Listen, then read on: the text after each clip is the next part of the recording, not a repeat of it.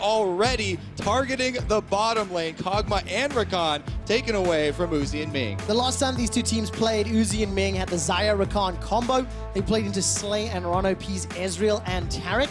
That was the day RonOP had one great Taric game and one not so great. We'll see what they do. Obviously, it's fairly one-sided. EVOS are eliminated from playoffs, and RNG are fighting for seeding. Yeah, and very clearly, whenever Uzi is in the game and it's an RNG game, you're going to think about the bottom lane. So a lot of these bans are targeted at him. They take out two of the scariest Raged Blade champions that he has used, and I think that's a good strategy here from EVOS. They want to put Uzi on a crit scaling champion, so it will take longer for him to bring that power to team fights, and they could try and split the map or get jungle 1v1s. You've got to remember that Ezreal is still available for RNG. Wouldn't be surprised if that's a priority, but it's not. One of the most regularly banned junglers against EVOS is this Graves, and I'm curious as to the direction that Mlxg will look to go, as we have seen him bring out the Lee Sin in the past in this matchup. Definitely true. Mlxg has been up and down this tournament, and I like that EVOS are putting their star player, YiJin, here in a position to succeed and try and play off of that role. Usually he'll also work with Stark, but as you said, Ezreal left up and Ezreal picked. Yeah, and of course that Karma flex by XiaoHu and Ming have played it once this group stage already. This will be YiJin's first Graves, so EVOS have to start making some guesswork into where they think that Karma is going to go as they're in a round out their phase 1 picks shortly. The thing is, I really don't want to see Stark on Ornn again. It is his most played champion so far this tournament, but the most competitive ones are where we've seen him on things like the Camille. I feel like those split push champions suit him best, but they put more faith in their jungler being the damage dealer, and they just want some engage from top. Yeah, and I mean, he even was getting solo kills with Ornn. That is true. His lane phase was pretty good. There were also some problems arising when he had to completely leave the lane and went down to 100 CS very early on, but he is going to be the front line this time around. They locked in the Ryze for some mobility from mid lane. Meanwhile, on the opposite side, though, Mlxg taking the Zac is going to be a different look, because Zac does not have priority early, and he's not going to be the normal Mlxg that you're used to. Yeah, exactly that. I think that with Zac, when you put yourself low in your own jungle clear, it becomes possible for YiJin to look for those aggressive invades. And for EVOS, that's the kind of style that you want to be seeing from them. Get in the face of your enemy, get involved in those early kills, and if you can find that early advantage, maybe you can transition that down into bot lane and then shut down Uzi. Yeah, one thing later about Zac, after you get some levels into your Elastic Slingshot, it is very easy to gank bottom lane. You can charge up Elastic Slingshot from multiple different angles, and it forces the enemy team to ward much deeper and expose themselves if they really want to get that vision down. Well, let's see how well EVOS can play around that vision game, Kobe, because they've got to now lock in their AD carry and most likely support as well. Cho'Gath, Alistar, phase 2 bans. Where do you think this Karma is going to end up? Seeing how we know it's a Ryze, do you like it into Ryze, do you like it somewhere else? And the fact that I suppose we don't have EVOS's duo lane, I guess that leaves difficult questions. I think they haven't decided yet, QuickShot. I honestly think that their priority is to lock in a strong top laner right now and then flex it depending on what makes the most sense. The fact that they have banned the Thresh inclines to me that they are looking at a support Karma, because typically Thresh is very good into these squishy range supports. Yeah, it definitely could be the case. It's also decent in mid lane, you get the banner minion, but against Graves, Graves is actually one of the junglers that is very good to call to your mid lane to kill one of those banner minions and help you out, and you can do it pretty quickly. Well, LetMe's played one champion that hasn't been picked or banned this game. It was Maokai. The Shen, the Ornn, the Sion, the Cho'Gath, they're gone. Gangplank is available though, and we do know the power in which he can have heading towards the bot side of the map, and I think that it's a pretty safe pick into the Ornn as well, especially if you go for Grath. It does give you a little bit of a stronger trading pattern. And especially since they have a pure tank in the jungle, Zac, going to be able to scale up and be the front line for them. They already have long range initiation. Definitely like the pickup here for LetME. Options here for EVOS. I like how as we've progressed throughout the tournament, Varus's priority has gradually dropped. When you think about the amount of success that he's had on day 1, the fact that he now kind of falls behind things like Tristana surprises me, because we do see that Rageblade AD carry seem to be all the rage right now. All right, what do they round out this support with here, Kobe? Honestly, I think they're going to want some extra power in the lane. That would be Taric. trying not exactly what I was thinking there, but because if you look at the jungle matchup and you want to use Graves offensively here, he could go to the Ornn lane into the Gangplank. You know, one thing we have seen solo kills Ornn on Gangplank, but also if you bring Graves up there, they can really pressure that area of the map. They've already locked it in though. They've gone with that Taric for the bottom side. Now a Tristana rocket jumping in, they did buff the extra damage, and you can easily position a Taric stun. So there still is potential there. It's just that it's very difficult, especially if you're against something like Karma speed up and a mobile Ezreal AD carry. Yep. Those things become very hard to lock down. We've also seen RonOP use that stun very effectively earlier on in the group stage, and now we know that it is the Karma support because XiaoHu has locked in Zoe for the mid lane. Now, we have seen Zoe and Ezreal as a duo multiple times now over the last 2 games, largely because it is a very strong poke siege setup. The fact that you have such long-range harassment, you can have it from so many different angles. Normally you pair it up with something like a Morgana, but a Karma can do a very similar job. And basically, whenever the enemy team groups up, you do not want to let them engage. You just want them to stand around trying to get close while you just keep throwing random stuff at them. You gradually hit them in the face and double tier with a 2-item Zoe. You take a lot of poke damage. Definitely agree. RNG going to try and get to their first item and then start taking advantage of that poke. The other thing about the bottom lane with Ezreal and Karma is it's so frustrating to gank early on. Yes. They should be able to stay very safe, and Uzi has been so good at farming up advantages in lane. Seems like he almost never misses the CS. All you really have to do is dodge the Taric stun, and then you're pretty much good to go because you have the speed up, you have the Ezreal jump, like so many tools in your kit to avoid a lot of the potential bot lane plays. And to add insult to injury, there's a Gangplank ultimate there to dissuade any potential gank. Yep, I definitely expect YiJin on the Graves to be playing the top triangle half of the map here, helping out Stark, maybe possibly even setting up a Warzone, the Ryze, one of the champions that could definitely set up Graves ganks. I'd also love to see YiJin moving into the enemy jungle, having a little bit more control. Zach, we've talked about how weak his early game is. YiJin on the Graves can get that early advantage, but in order to do so, he needs pressure from his laners and coordination to make it happen. All right, so my eyes will be on YiJin then. Thank you very much, gentlemen. EVOS taking on Royal Never Give Up. Now we know, as we've stated a whole lot, EVOS are eliminated. But listen to the RNG cheers here in Berlin. The amount of LPL jackets and signposts is flabbergasting, but when you have such a synonymous player like Uzi and a team like Royal that have been around for so long, it's not that surprising. Yeah, they are definitely favored to win this game. EVOS are the underdogs, but they're looking to make it happen, and already pings for possible invades. Doesn't look like it's going to happen, though. Well, when do you think is the time they'd fully cancel it? Around about 110? Is that a safe spot? We've seen these invades becoming a little later throughout MSI. Well, I actually see them pinging inside the pit. They don't know where the Gangplank is. They're actually just going to be 2 ships passing in the wind, or Stark actually is now chasing. No, there'll be a love tap, yeah. Parlay, Bellows Breath. I think Stark wins the trade. Advantage EVOS in the damage graph. Yeah, I mean, anytime you go for a trade with a champion that has Klepto, though, do you really win? Touche. He didn't get much. Got a pot. Yeah, there you go. That's it. Lane is over. Officially All right. confirmed. YiJin did go over through the Baron pit here, though, so they saw the ward by Raptors be put down. They work around that vision. Haven't given any information away. Yep, that exact ward. They saw it placed because they were in the tri-bush. All right, so nicely done. YiJin gonna steal away the Brambleback. We'll keep track on whether or not Mlxg can respond, either splitting the map or finding a gank back. This is exactly what we said. You want to start on the top triangle of the map.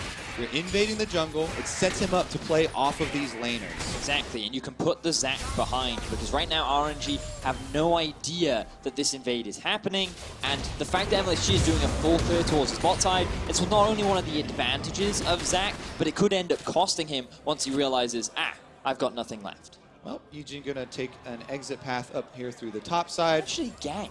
Yeah, there's a possibility if Stark decides to go aggressive, but you don't want to unnecessarily reveal yourself just for a little bit of damage. Exactly that, Kobe. I do not agree with this because now you give Mlxg full information as to what you've just done. So you would expect him typically to move towards the bottom side of the map, but clearly Mlxg is saying, oh.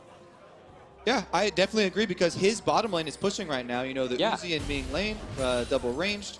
But on Zach, he definitely don't want to get caught on the opposite side of the map, so he makes his way all the way up to the Krugs to clean up the last remaining camp on his side of the map. And YiJin will be just fine with power clearing now. All right, so if YiJin gets hold of his red buff, that will at least be a 3-buff start. Kiting away that blue as you can do on the Graves. Mlxg going to be put a little behind in terms of experience and some of that gold. RonOP is going to look for the stun. Manages to find it onto Uzi. There's a rocket jump forward. Ignite comes down as well as that satchel charge. RonOP flash for flash to follow Uzi. All of a sudden, this super safe lane down here becomes a possibility for ganking. Slay has both summoners available.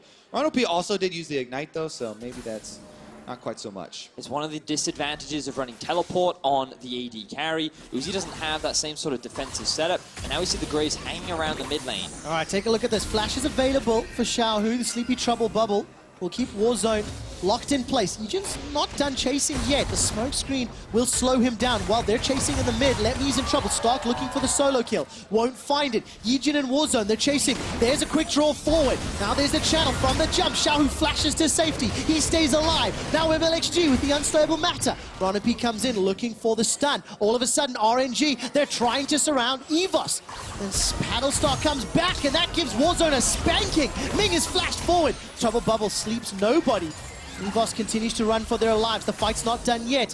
Mlxg was looking and fishing for RonOP, will not find it. A lot of summoner spells were used there from EVOS as they tried to chase it for a couple of early kills. XiaoHu very patient with his flash, baiting EVOS into this choke point where RNG could have potentially turned it around, but nobody ends up dropping, no deaths on either side, and now Mlxg will look to steal away the red buff that was stolen away from him. In addition, the summoner teleport that you mentioned for Uzi on the Ezreal allows him to keep up the pressure. He goes back, buys the tier very early on with his big CS lead, then teleports back to keep up the pressure and disallow Slay from entering that room. Yeah, so even after losing that early trade, he doesn't really lose any HP. Immediately back, and now it forces Slay to be in this awkward position where if he backs, that already big CS gap is going to be made even bigger. Yep, unless they're able to punish Uzi for the flash that was blown in the little bit of a trade, then he's definitely going to have a very good time down here and scale quite well. I want to talk a little bit more about Uzi. He's up 15 CS. Yesterday, he got 2 Kai'Sa games, and he played exceptional. 28 KDA, 82% kill participation is what blows my mind. The whole team is just like, yep, you are the carry now, and we'll do everything we can to get you involved. Yeah, I believe he got 20 kills yesterday, and that moved him from like 7th in total kills from the tournament all the way up to 1st in a single day of plays. He definitely did a lot of work yesterday, and RNG looking to replicate that performance as they are 5-3 in the standings right now. First place is a potential opportunity for them as we see a bit of a trade in the bot lane. And Vedius, all those stats and numbers you just said was against RNG and against Flash Wolf, sorry, and Kingzone. So it was against 2 of the strongest teams in the event. RNG showing what their capabilities are. And they're going to try to do it again. XiaoHu's looking in the mid lane for Warzone. While the Ornn was summoned and LetMe flashes away from it. Warzone's alive for now, but he needs to dodge the paddle star, or he needs to dodge Mlxg. No flash available for Warzone. He's going to be able to get sidestep. Stretching strike comes out. Cleanse is used. A lot of damage on Mlxg. The tower shot pops his passive. Not done yet. Slay now forced to hop away. All right, Gangplank ultimate comes down. There goes Uzi aggressively shifting forward. No summoners other than the heal used by Slay. Mlxg will survive for now. Did get the passive pops, though, from the side of Warzone, playing that as strongly as he could. Forced to use the cleanse, but RNG trying to keep up pressure in the middle lane. Yeah, and that pressure is definitely taking its toll here. XiaoHu on the Zoe, lots of kill pressure, and we've seen how little time it actually takes him to wear down his opponents and look for those solo kills. Continuing here on the top side of the map, though, YiJin sticking to that game plan. They haven't been able to actually come up with a kill on this top side of the map, but LetMe's flash is down. All right, LetMe's flash is down. Mlxg's flash and passive is down. YiJin's going to use that end of the line, the smoke screen to secure the red buff. Another steal, some more control in the top lane. Just a quick one. RNG have only got first blood in 1 out of the 8 games that they've played. EVOS 3 They're looking to make that fall. They are heading up towards the top side. The important thing to note is Warzone is with them. He does have the ultimate as well, but EVOS have no idea that Mlxg is lying in wait. No, they don't. LetME will be the sacrificial lamb. Mlxg just goes, peace, I'm out. He uses that elastic slingshot, and that's just an easy kill here. In fact, donated to YiJin. That is the most classic nope that we have seen. XiaoHu roaming to the bottom side, though, on the opposite end of the map to help out with a little bit of zoning here for the turret take. Oh my word. Poor LetME. Yep. Didn't have his flash from earlier on in the game. He thought, hey, I've got my jungler here. I can push. I'm fine. And then all of a sudden, 2 members show up. And do you know what? Poor Stock, because Vedius, you were saying you didn't want to see him on Ornn, but he's very comfortable on that champion. He keeps fighting on that Ornn the whole time. And he doesn't have the ultimate cooldown up right now. There we see Mlxg being like, I recognize that this situation is dire for you, LetME. However, how about you let me get out of here? But does he always do this? He does, unfortunately. Unfortunately. No, I did the Rage Blade one earlier. I didn't even notice. Yeah, I know. It was unintentional. That's the worst part.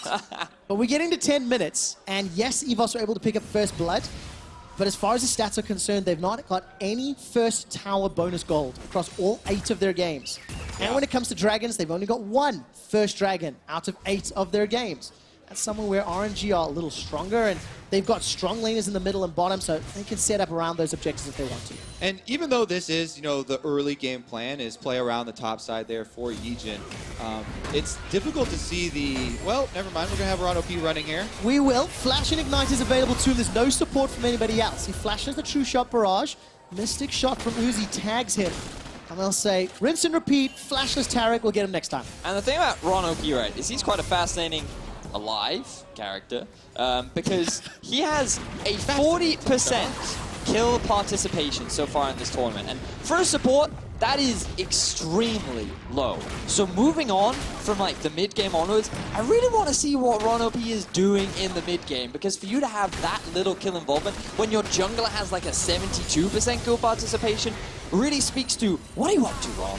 Yeah, you kind of get the story of this team. If you look at it and you're like, oh, well, YiJin's the one getting a lot of the kills, and they play split push a lot, so, they're often spread out, and they don't really combine for a lot of those moves. But this game, their top laner is an Ornn, so they need to have him team fighting later on. He's been on 6 games, Kobe. What is he doing? Well, we're going to find out, because LetME's going to back away. Uses the counter barrage to try to clear out this wave. I don't know if it will clear it, though. This could be the first tower for EVOS, but it's in a race. Uzi and Ming on the bottom lane, and first tower picked up by EVOS for the first time in 9 games. Just instantly responded, and Uzi and Ming are not done yet. They've got some support from Mlxg if they want to continue to pressure, and we'll see whether or not YiJin and Stark show. And it's interesting. This kind of returns to what we were about to touch on before, as RNG are going to pick up this dragon. As the game plan, is top-centered here for EVOS, is an Ornn, camping for the Ornn, really going to out-carry camping for Uzi as we progress later into the game? Once Ezreal is able to get to the 1 and 2 item power spikes, it's going to be kind of difficult there for EVOS to really find those 5-on-5 victories, whereas having a Fed Ornn, he's tanky, but he's pretty much always going to be tanky, and the biggest part is the ultimate usage. Well, we'll keep our eyes on the damage that Warzone and Slay can get down, whether or not Stark can buy enough time for them to get the damage out, especially when you look at their CS differences. Warzone and Slay, both behind XiaoHu and Uzi.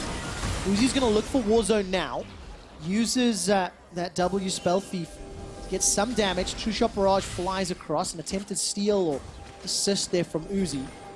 Or just for some vision, who knows? Nevertheless, it resets the Herald. It's an even gold game, and RNG are on the offensive. They've got the first tower on the bottom lane, and they're pushing out into mid. What I find quite interesting about the Ezreal teleport is that it's now even easier for Uzi to farm, right? Because so far this tournament, I believe this is his first Ezreal of the tournament, and we already know that this guy is really good at farming, but when you know you can sit and play off on a side end and TP into a fight if you're needed, it's just the most efficient way to get farm all across the map and make sure that resources are constantly funneled into you. Yeah, in addition, he's Ezreal. He can use his ultimate to get even more CS. Oh my word.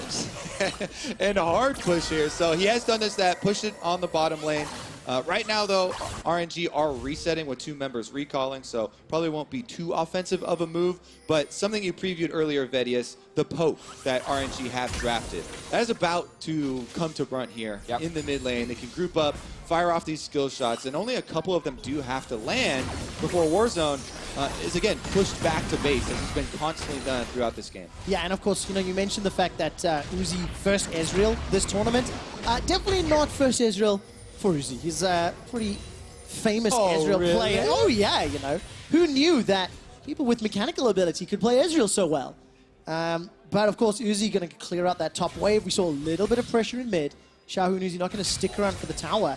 And this is one of those games where, despite the fact it is even, RNG, when they played the first time, they were even until about 17 minutes and then won the game over the next 12. They just accelerated ahead. They hit that item power spike.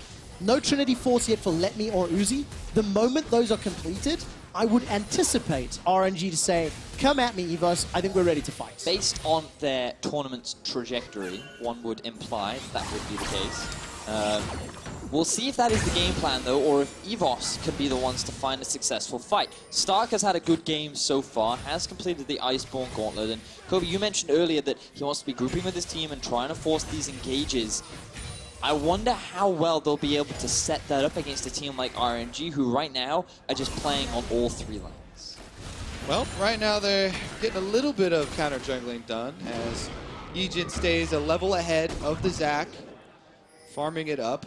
But again, yeah, you're right. Like, usually the immediate answer that you think of when you think of poke is hard engaging on them, right? And the Ornn ultimate is going to be a core part of that. The other part is going to be the follow-up. How well can EVOS use this Ryze ultimate? Maybe get some flanks in, come out at them from some sort of crazy angle, or you know, do the vision work first. I always like to think of Taric as well and how well he combos with champions, because one of my favorite combos is the Taric Zac combo, where you have a long-range stun, but also it's very easy for you to spread that ulti out because you have an ulti for the front line and an ulti for the back line. But for EVOS, they can use the ulti early, but then how do you then necessarily get onto the back line? Well, unfortunately, you can't. You have to deal with the Zac first before you can then start getting onto all this poke that sits behind it. On the bright side, if they do find a way to deal with that Zac, there's a lot of squishy members. Graves, Ryze, Tristana will be very happy. Look at this map swap at the moment.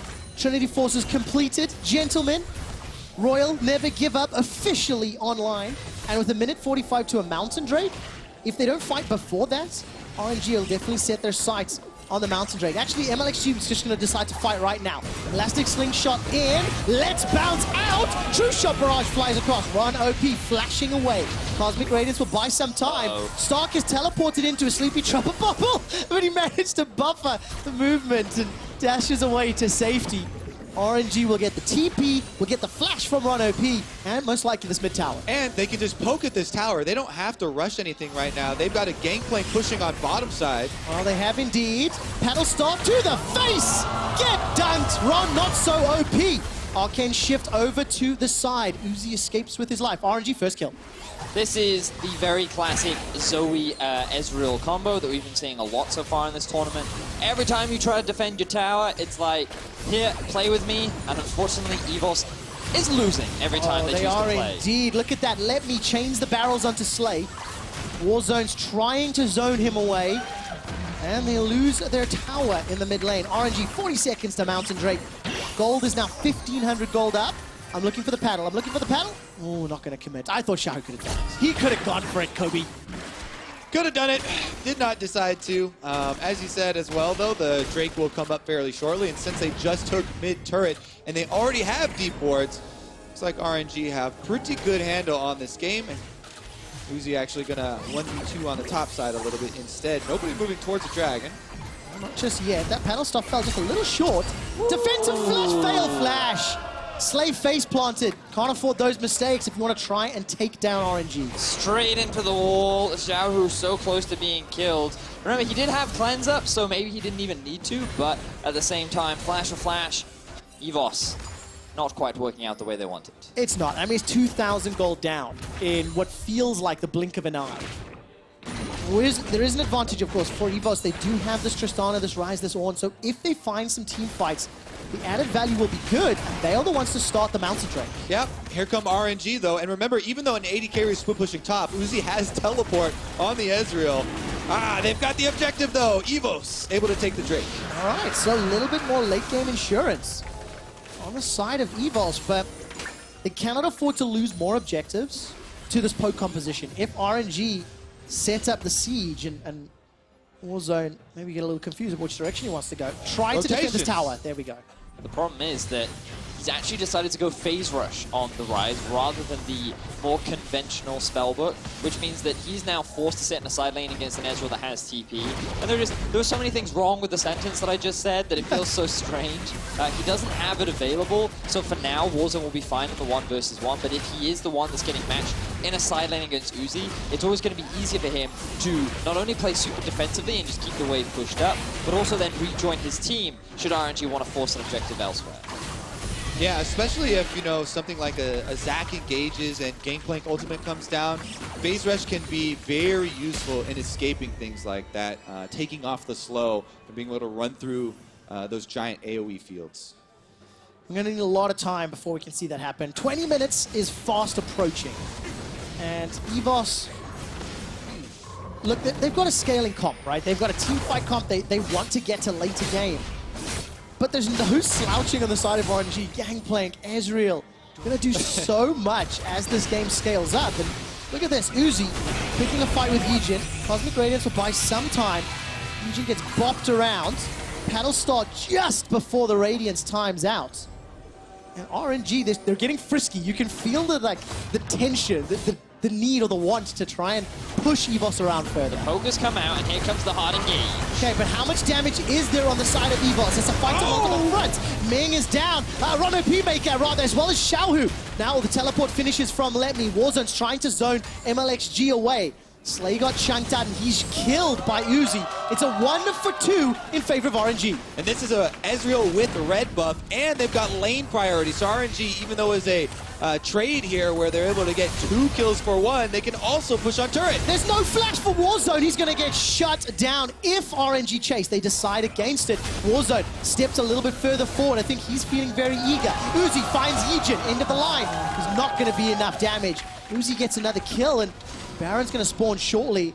Are they going to try that? RNG finding pick after pick. Feel like going for a Baron would be quite risky this early into the game. They don't have the fastest Baron taking team, especially with the Zoe and the Ezreal, but that'll become a lot easier as the game progresses. EVOS trying their best to find a successful fight. Unfortunately for them, it does not pay off. Yeah, Uzi has Muramana transformation already, Trinity Force completed, and 2,100 gold in his pockets. Oh man, as well as some free-ass boots. Got those for a little while, completes the Greaves, picks up his second tier, as well as a lost chapter as well. RNG 4,000 gold up. Next dragon is a mountain, Baron is an objective, and this just got very split up for EVOS. Right, I mean, EVOS, we talked about, they are looking for the hard engage, and they want to pull it off very quickly. RonOP, though, taken down at the very beginning of the fight, even though EVOS were able to focus down XiaoHu. Yeah, Slay, he kind of got split off from the rest of his team, and Uzi was like, I can win this 1v1. And Slay was like, but don't, please. Please don't. And Uzi's like, but my KDA, bro. And he pads it out, getting himself an extra kill, and allows him to have the highest bar on the ground. Good acting. They should pay you to do reenactments. It would not be very entertaining, I'm afraid. It's a little droll. Excuse me. History Channel stuff, maybe. But if I did it all in a Welsh accent... That would be fantastic, but none of these guys would be able to understand that. That's true. Be the least historically accurate. Slay's got no flash available, and Mlxg was charging up that slingshot. And by the way, Stock flashed for that one. Uzi was able to escape with the arcane shift, and now all of a sudden, the Bastion will buy some time. Shutdown, that's very good for EVOS. Collateral damage picks up the kill, and now it's 5-on-4. Good job there from EVOS, but they have to watch out. All right, Drowsy onto YiJin. Where's the paddle star? Here comes Mlxg. Paddle star tags YiJin and RonOP. The damage is gigantic. There's another paddle and flies through. Flash forward for XiaoHu, just using the Spell Thief, I believe. Yep.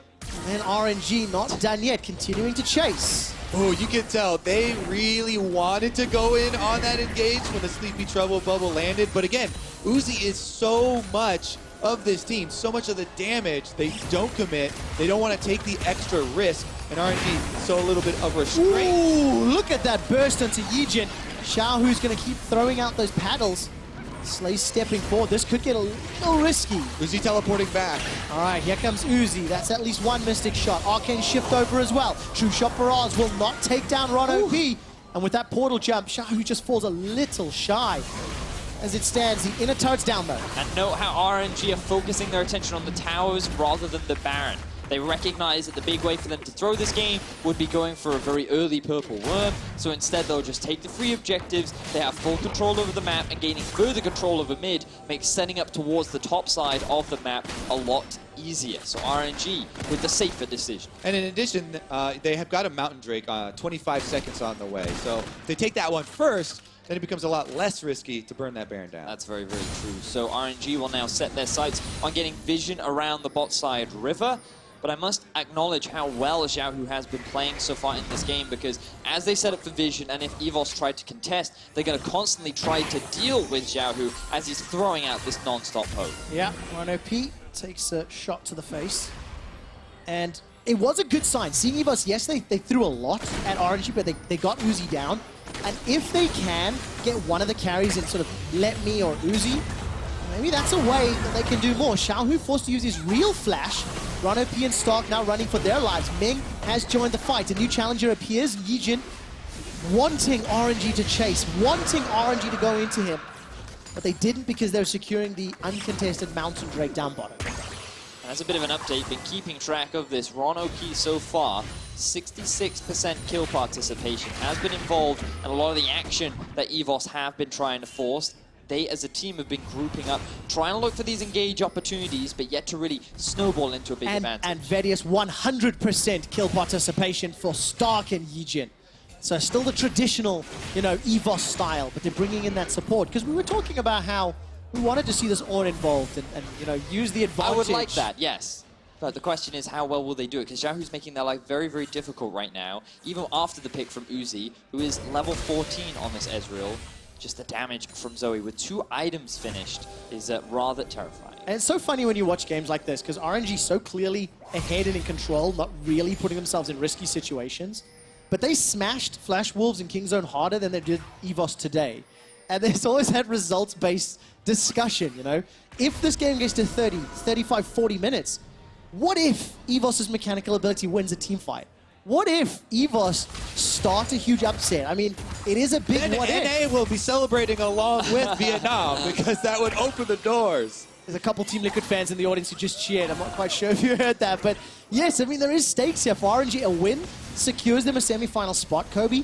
And then there is a scenario where they could take first, but it would come down to tiebreakers and some of the rules pending the further results. Again, all right, we have to check in on the Gangplank damage because LetME now in the side lane should be able to prep for RNG. And, whoop, never mind. No, definitely not. Cosmic Raids will buy some time here for RonOP and YiJin. They get a stun onto Mlxg, but nothing else. Down in the river, Stark is being chased down by LetME. Here comes Mlxg. Stretching Strike is going to be interrupted by the Buster Shot. Realmore brings Warzone into the fight, but YiJin is down.